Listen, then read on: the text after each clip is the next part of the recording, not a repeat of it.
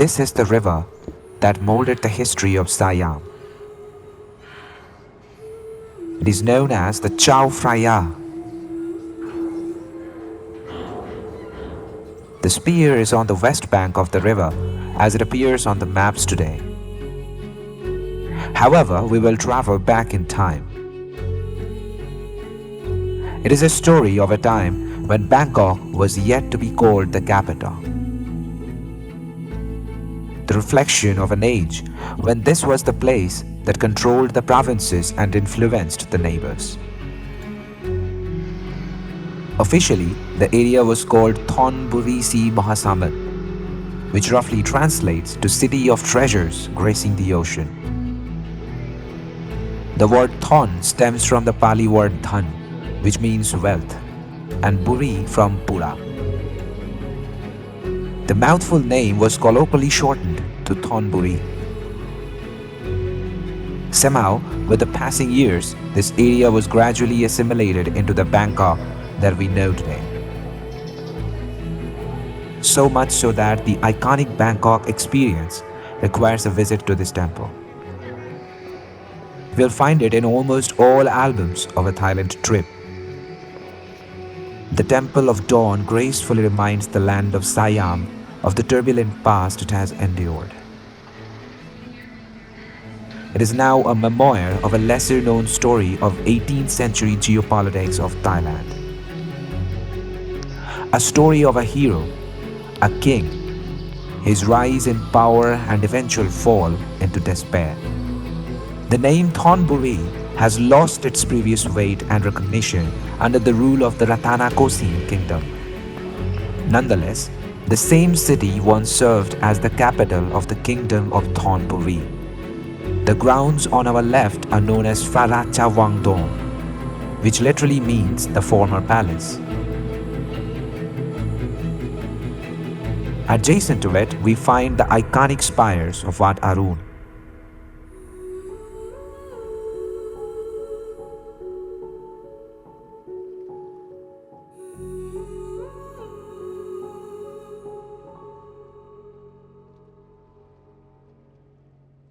In Hindu mythology, the sun god Surya is shown to ride in his golden chariot. His charioteer Arun was appointed to shield the living beings from the scorching rays of sun. Arun in Sanskrit suggests a reddish glow of dawn. After the downfall of the Ayutthaya Kingdom, Siam needed a new dawn.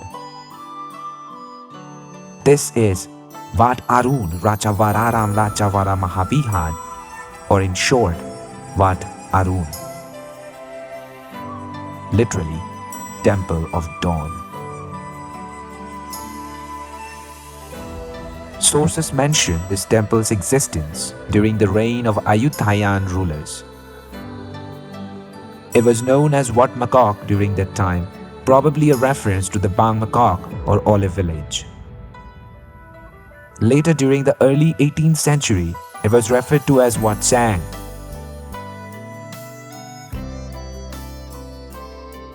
After 1767, the then king had vowed to restore the temple to its glory, as he had passed this monument at dawn during his early days of recurring war, finding solace and resolve with its grace.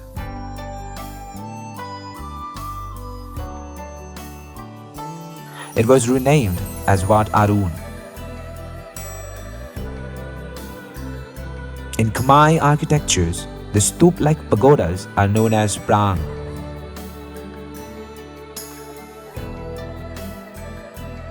The base of the spires is adorned with sculptures of ancient Chinese soldiers and animals.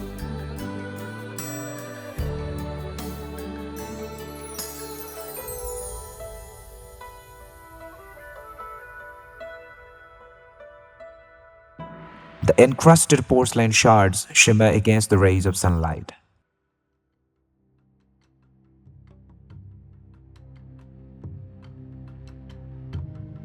Wat Arun was central to the ambitions of the Thonburi Kingdom.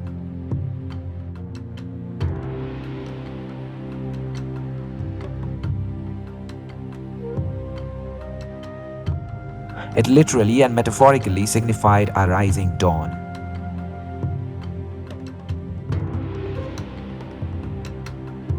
The main temple has a central corncob-shaped spire with 4 satellite spires in each corner.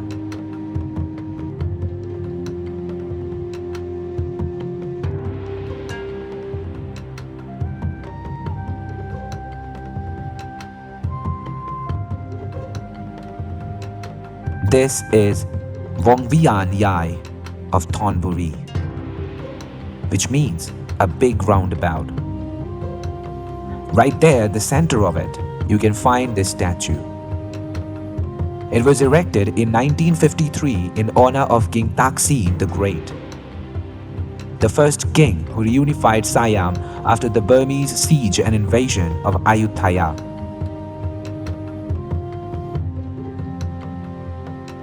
In 1767, Siam was divided into 5 kingdoms with Thonburi at the center. Tracing the Chao Phraya basin up north, we find the 2 neighboring kingdoms of Phimai and Phitsanulok. The other 2 were Nakhon Si Thamara in the southern Malay Peninsula and Sawankhaburi in the north, adjacent to the Lang Na Kingdom. After the Burmese invasion, Phraya Taksin successfully conquered and established the Thonburi Kingdom. Steadily, he had managed to subdue Phimai, Nakhon Si Thammarat, Phitsanulok and Sawankhaburi respectively between 1767 and 1770. A governor-general of Tak province under the Ayutthayan king Ekathat, Sin had achieved a feat that no one could predict. He had reunified Siam within 3 years of the fall of Ayutthaya.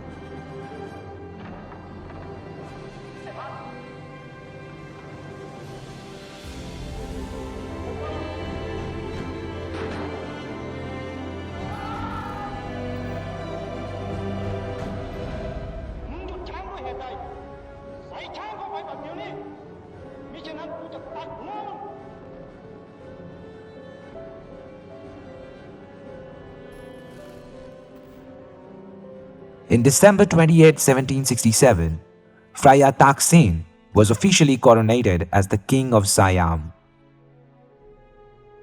A new era was ushered in with his incredible success and eventual ascension. A new dawn had greeted the newborn kingdom of Thonburi. Wat Arun has become symbolic of Thailand's resilience since then.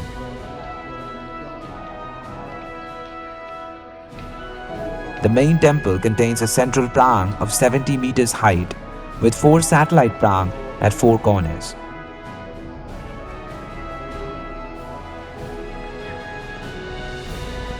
The main spire gradually rises upon a base of 3 distinct layers, each supported by an array of sculptures of yaksha, monkeys, kinnar and kinnari. The monkeys are probably a reference to the Ramakien, the Thai epic based on the characters and events from the Sanskrit text of the Ramayana. The spire represents Mount Sumeru of Buddhist mythology. This is a mountain with terraces at different altitudes. From bottom up they are Trifum, the realms of all existence; Tavatimsa, where all desires are gratified; and Devafum, the coalition of 6 heavens. The king of the gods, Indra, can be seen from each direction, gloriously riding on his mount. The 3-headed elephant of pristine white color named Eravan, or as the Hindu texts describe him, Airavat.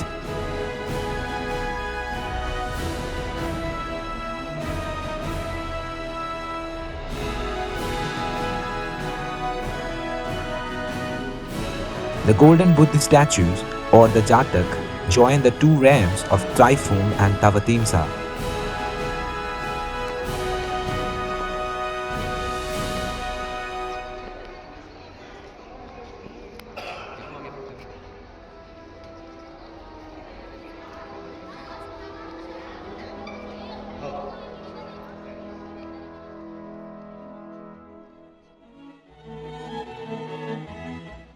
is commonly acknowledged that Prapang of Wat Arun Rashawararam was built to represent Mount Meru as a depiction in Buddhist cosmology.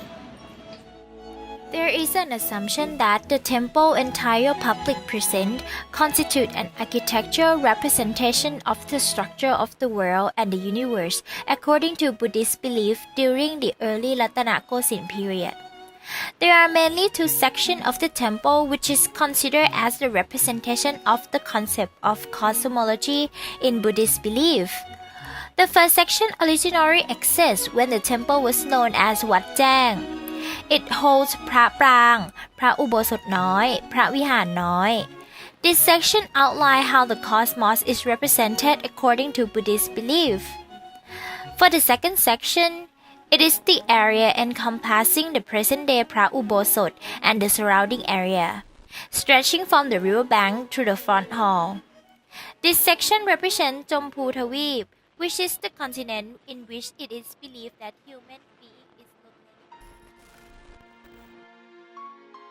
Other than the main temple, there is one assembly hall and an ordination hall inside the complex. These were designed under the rule of King Rama II. The old equivalents of the structures were erected facing the Chao Phraya directly adjacent to the main temple.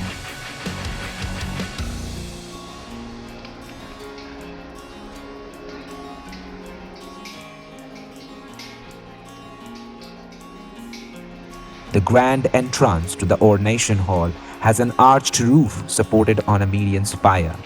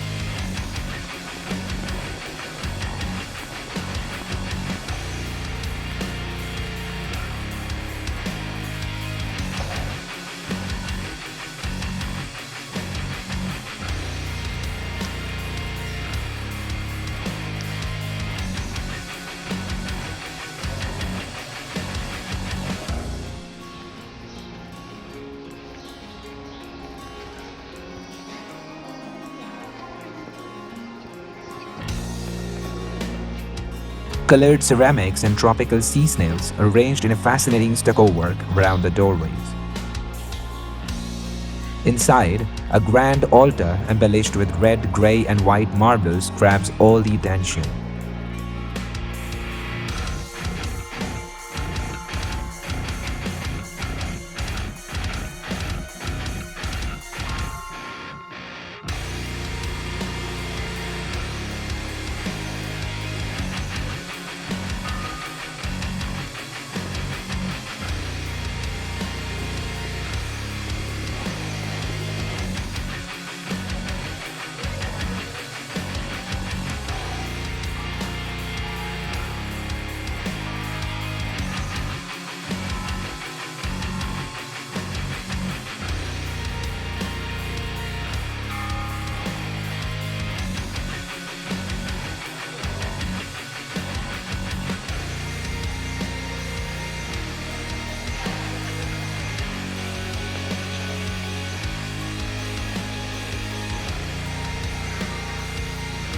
The grandiosity makes your heart skip a beat or two as the Niramitra Buddha casts his light upon us all.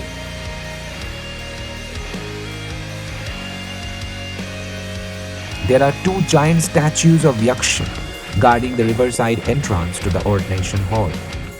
One of them is white and the other is green.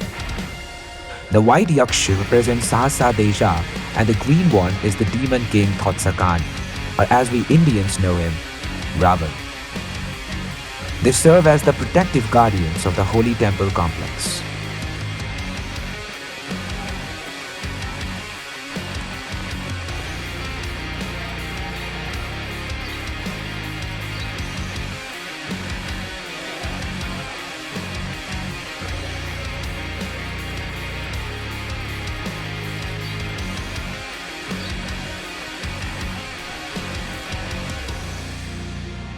it would appear that the kingdom of Thonburi was indestructible and the king was invincible.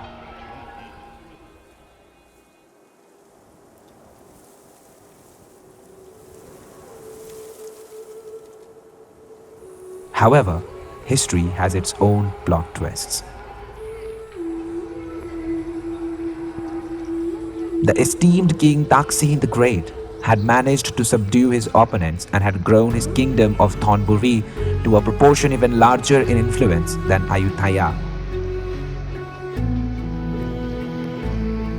People describe him as insightful, innovative, and decisive in his opinions and rules.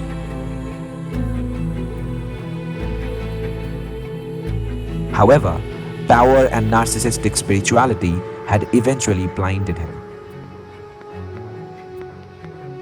In his latter years, King Taksin had become oppressive and paranoid.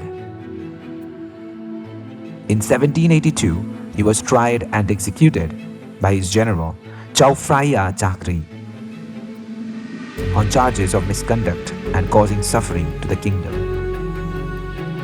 The hero who had established a new kingdom in 1767 had met his unfortunate demise as a villain as his reign ended in 1782, and so did his kingdom.